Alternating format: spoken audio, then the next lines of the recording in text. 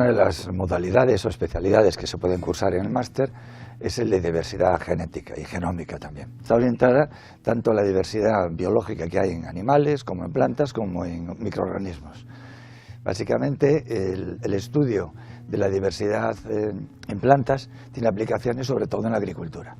De manera que, por ejemplo, nos encontramos aquí en un campus Terra, en el cual se estudian pues, ingenierías y licenciaturas relacionadas con el medio ambiente, con la agricultura, con la ganadería, con el medio forestal.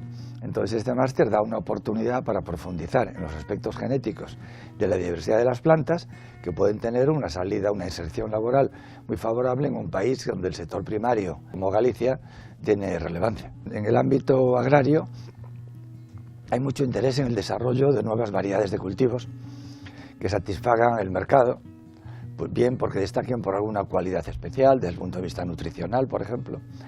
En otros casos son por beneficios para el medio ambiente, determinados cultivos, y también incluso tenemos un área muy importante que es la farmacéutica, porque hay que recordar que casi todos los principios activos de los medicamentos que se utilizan proceden de plantas. Entonces la información que sale de la investigación genética en plantas es relevante para un sector industrial que está bastante en alza.